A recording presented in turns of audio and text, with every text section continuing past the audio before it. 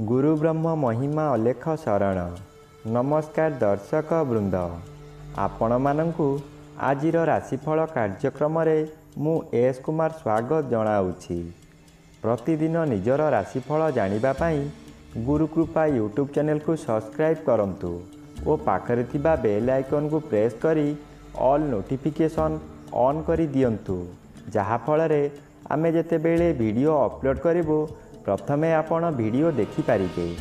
आमर यही वीडियो रे आपण संपूर्ण पंचांग सहित मेष ठारू मीन पर्यंत 12 गोटी राशिर राशिफल विषय रे जानि पारिबे। वीडियो को दयाकरी शेष पर्यंत देखंतु।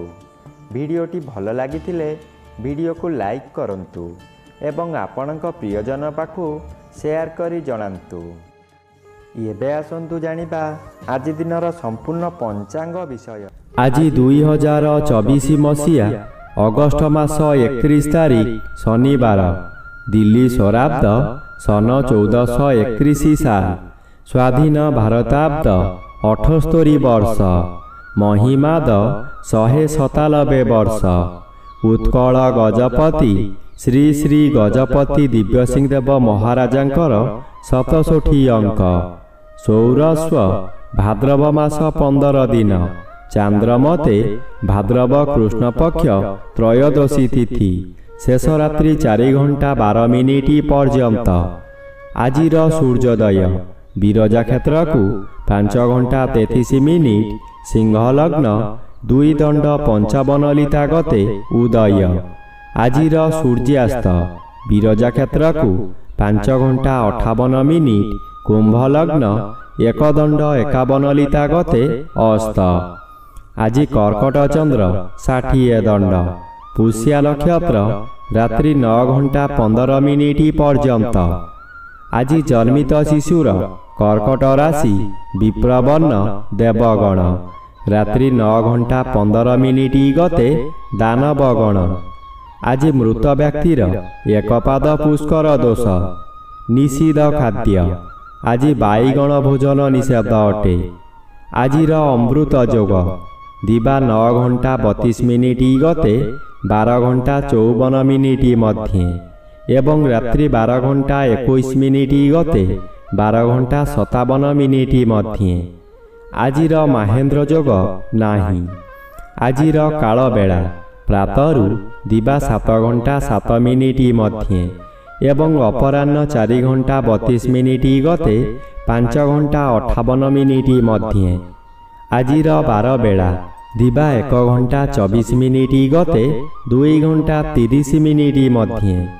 आजिर काल रात्रि अस्तरु रात्रि 7 घंटा 22 मिनिट मध्ये एवं शेष रात्रि 3 घंटा 51 मिनिट गते 5 घंटा 33 मिनिट मध्ये। आजिर राहु काल पूर्वाह्न 9 घंटा ठारू 10 घंटा 30 मिनिट मध्यरे। आजिर घात चंद्र नाही, घात नक्षत्र नाही, घात तिथि नाही। वृष राशि, सिंह राशि और कन्या राशिर घात 12। प्रिय बंधुगण, एबे आसंतु जानिबा मेष ठारू मीन पर्यंत 12 गोटी राशिर राशिफल विषय रे।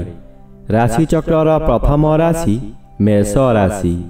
आज मेष राशि जन्मित व्यक्ति मानक सकाशे चतुर्थ चंद्र बाधा प्राप्त अछंती और पंचम रवि आंशिक बाधा प्राप्त थिबारु अशुभ फल मिलिब। अर्थ सकाशे आपण विकल होई चतुर्दिग भ्रमण करिवे, किंतु कोनोसी सुफल मिलिब नाही। कथारे अछि जेणे इच्छा तेणे जा, कर्म घेनी बुलुथा। आपण जहा भी करंतु खाली अर्थहानि हेबा छड़ा लाभर प्रश्न उठू नाही, जहा द्वारा मानसिक चापरे आपण विचलित होई जिबे। आपणक मन मध्यरे गोटाए अजणा आतंक खेली जीव। एबे आसंतु जानिबा राशिचक्रर द्वितीय राशि वृष राशि विषय रे। आज वृष राशि जन्मित व्यक्ति मानक सकाशे चतुर्थ रवि अन्य ग्रह द्वारा बाधा पाउथिबारु अशुभ फल प्रदान करिबे नाही। तृतीय स्थान रे चंद्र गोचर करूछंती, शुभ फल मिलिब। ଆପଣଙ୍କର ଏହି ସମୟରେ ବହୁ ଚେଷ୍ଟା କରି ବାରମ୍ବାର ବିଫଳ ହେଉଥିବା କାର୍ଯ୍ୟ ହଠାତ୍ ଆପଣଙ୍କ ସପକ୍ଷରେ ଯିବ। ବହୁ ଅର୍ଥର ମାଲିକ ଆପଣ ହୋଇପାରନ୍ତି। ପୂର୍ବରୁ ଖରାପ ଥିବା ସ୍ୱାସ୍ଥ୍ୟ ଏହି ସମୟରେ ମନର ବଳ ବୃଦ୍ଧି ପାଇଥିବାରୁ ସ୍ୱାସ୍ଥ୍ୟ ଉତ୍ତମ ରହିବ। ବନ୍ଧୁବାନ୍ଧବ ଆପଣଙ୍କ ପ୍ରଶଂସା ଗାନ କରିବେ। ଏବେ ଆସନ୍ତୁ ଜାଣିବା ରାଶିଚକ୍ରର ତୃତୀୟ ରାଶି ମିଥୁନ ରାଶି ବିଷୟରେ। ଆଜି ମିଥୁନ ରାଶି ଜନ୍ମିତ ବ୍ୟକ୍ତିମାନଙ୍କ ସକାଶେ ଦ୍ୱିତୀୟ ଚନ୍ଦ୍ର ବାଧାପ୍ରାପ୍ତ ଅଛନ୍ତି। କୃଷ୍ଣପକ୍ଷ ହେତୁ ଅଶୁଭ ଫଳ ମିଳିବ। ଆପଣ ବହୁ ସମାଲୋଚନାର ଶିକାର ହୋଇପାରନ୍ତି। ଆପଣ ଯେଉଁ କାର୍ଯ୍ୟ କରିବାକୁ ଚାହିଁବେ ତହିଁରେ ପ୍ରତ୍ୟେକ ବ୍ୟକ୍ତି ପ୍ରବଳ ବିରୋଧ କରିବେ। ଏହି ସମୟରେ ଆପଣଙ୍କର ନାସା କର୍ଣ୍ଣ ଚକ୍ଷୁ ଆଦିରେ ଆଘାତ ଲାଗିପାରେ। ସାମାନ୍ୟ କଥାରେ ଆପଣ ଉତ୍ତେଜିତ ହୋଇଯିବେ। ନିଜ ଜିଦ୍ ରଖିବାକୁ ଯାଇ ବହୁତ ଅର୍ଥହାନି କରିବେ। ଏବେ ଆସନ୍ତୁ ଜାଣିବା ରାଶିଚକ୍ରର ଚତୁର୍ଥ ରାଶି କର୍କଟ ରାଶି ବିଷୟରେ। ଆଜି କର୍କଟ ରାଶି ଜନ୍ମିତ ବ୍ୟକ୍ତିମାନଙ୍କ ସକାଶେ ଶ୍ରୀଚନ୍ଦ୍ର ଗୋଚର କରୁଛନ୍ତି। କେତେକାଂଶରେ ଶୁଭ ଫଳ ମିଳିବ। ଦ୍ୱିତୀୟ ରବି ଅଶୁଭ। ଏହି ସମୟରେ ଗୃହରେ କିଛି ମାଙ୍ଗଳିକ କାର୍ଯ୍ୟ ହୋଇପାରେ। ଖୁବ୍ ଧୁମଧାମରେ ଆନନ୍ଦ ଉତ୍ସବ ପାଳିବେ। ନିଜ ପାଖରେ ଅର୍ଥ ଥାଉ କି ନ ଥାଉ ସ୍ୱାଦିଷ୍ଟ ଭୋଜନ କରି ନିଜେ ଭୋଜନ କରିବା ସହିତ ପରିବାର ଲୋକଙ୍କୁ ଖୁଆଇ ଆନନ୍ଦ ଅନୁଭବ କରିବେ। ଆଜି କୌଣସି ପଶୁ ଖରିଦ କିମ୍ବା ବିକ୍ରି କରନ୍ତୁ ନାହିଁ। ଖରିଦ କରିଥିବା ପଶୁ ନଷ୍ଟ ହୋଇଯାଇପାରେ। ଏବେ ଆସନ୍ତୁ ଜାଣିବା ରାଶିଚକ୍ରର ପଞ୍ଚମ ରାଶି ସିଂହ ରାଶି ବିଷୟରେ। ଆଜି ସିଂହ ରାଶି ଜନ୍ମିତ ବ୍ୟକ୍ତିମାନଙ୍କ ସକାଶେ ଦ୍ୱାଦଶ ଚନ୍ଦ୍ର ଓ ଜନ୍ମର ବି ଅଶୁଭ ଫଳ ମିଳିବ। ମନ ମଧ୍ୟରେ ଦୁଶ୍ଚିନ୍ତା ବଢ଼ିଯିବ। ଆପଣ ଯାହା ବି କରନ୍ତୁ ତହିଁରେ ଖର୍ଚ୍ଚ ବ୍ୟତୀତ ଲାଭର ପ୍ରଶ୍ନ ଉଠୁନାହିଁ। ଏହି ଦ୍ୱାଦଶ ଚନ୍ଦ୍ରରେ ଅତିରିକ୍ତ ବ୍ୟୟଭାର ବଢ଼ିଯିବ। ଆପଣ ହତାଶ ହୋଇଯିବେ। ସୁଖ ସନ୍ଧାନରେ ବିଭିନ୍ନ ସ୍ଥାନକୁ ଯାତ୍ରା କରିବେ। ଶରୀର ଅସୁସ୍ଥ ରହିବ। ବନ୍ଧୁବାନ୍ଧବ ଅଶାନ୍ତି ହେବେ। ଦିନକୁ ଦିନ ଅବନତି ଆଡ଼କୁ ଗତି କରିବେ। ଦୁଃଖ ଖବର ପାଇ ବ୍ୟଥିତ ହେବେ। ଏବେ ଆସନ୍ତୁ ଜାଣିବା ରାଶିଚକ୍ରର ଷଷ୍ଠ ରାଶି କନ୍ୟା ରାଶି ବିଷୟରେ। ଆଜି କନ୍ୟା ରାଶି ଜନ୍ମିତ ବ୍ୟକ୍ତିମାନଙ୍କ ସକାଶେ ଦ୍ୱାଦଶର ବି ବାଧାପ୍ରାପ୍ତ ଅଛନ୍ତି। ଅଶୁଭ ଫଳ ପ୍ରଦାନ କରିବେ ନାହିଁ। ଏକାଦଶ ସ୍ଥାନରେ ଚନ୍ଦ୍ରଗୋଚର କରୁଛନ୍ତି। ଆପଣଙ୍କୁ ରାଜଯୋଗ ଫଳ ମିଳିବ। ଆପଣ ବହୁଦିନରୁ ଯେଉଁ କାର୍ଯ୍ୟ ସକାଶେ ଅପେକ୍ଷା କରିଥିଲେ ତାହା ଏହି ସମୟରେ ନିଶ୍ଚୟ ପୂରଣ ହେବ। କୌଣସି ଅଫିସରଙ୍କ ସାକ୍ଷାତ ପାଉନଥିଲେ, ଏବେ ତାଙ୍କ ସହିତ ସାକ୍ଷାତ ହେବ। ତାଙ୍କ ସହଯୋଗରେ ଆପଣ ବହୁ ନୂତନ କାମ ପାଇ ଉପକୃତ ହେବେ। ଏବେ ଆସନ୍ତୁ ଜାଣିବା ରାଶିଚକ୍ରର ସପ୍ତମ ରାଶି ତୁଳା ରାଶି ବିଷୟରେ। ଆଜି ତୁଳା ରାଶି ଜନ୍ମିତ ବ୍ୟକ୍ତିମାନଙ୍କ ସକାଶେ ଦଶମ ସ୍ଥାନରେ ଚନ୍ଦ୍ର ଓ ଏକାଦଶ ସ୍ଥାନରେ ରବି ଗୋଚର କରୁଛନ୍ତି। ଶୁଭ ଫଳ ମିଳିବ। ଆପଣଙ୍କ କର୍ମକ୍ଷେତ୍ରରେ ଉଚ୍ଚତର ପାହ୍ୟାକୁ ଉନ୍ନୀତ ହେବେ। ଏହି ସମୟରେ ନୂତନ କର୍ମ ମଧ୍ୟ ମିଳିବ। ଆଜି ଯେକୌଣସି କାମ କରନ୍ତୁ ତହିଁରେ ସଫଳତା ମିଳିବ। ଉପରିସ୍ଥ ଅଫିସରଙ୍କଠାରୁ ପ୍ରଶଂସାମାନ ମିଳିବ। ପ୍ରତିଷ୍ଠା ଲାଭ କରିବେ। ସୁନାମ ଆପଣଙ୍କର ପ୍ରାପ୍ତ ହେବ। ଆପଣଙ୍କର ଇଚ୍ଛା ପୂର୍ଣ୍ଣ ହେବ। ଏବେ ଆସନ୍ତୁ ଜାଣିବା ରାଶିଚକ୍ରର ଅଷ୍ଟମ ରାଶି ବିଛା ରାଶି ବିଷୟରେ। ଆଜି ବିଛା ରାଶି ଜନ୍ମିତ ବ୍ୟକ୍ତିମାନଙ୍କ ସକାଶେ ନବମ ଚନ୍ଦ୍ର ଅନ୍ୟ ଗ୍ରହ ଦ୍ୱାରା ବାଧା ପାଉଥିବାରୁ ଅଶୁଭ ଫଳ ପ୍ରଦାନ କରିବେ ନାହିଁ। ଦଶମର ବି ଶୁଭ ଫଳ ମିଳିବ।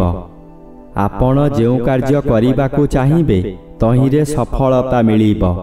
ବିଶେଷ କରି ଏହି ସମୟରେ ଜନମଙ୍ଗଳ କାର୍ଯ୍ୟକ୍ରମରେ ଯୋଗ ଦେଇପାରନ୍ତି।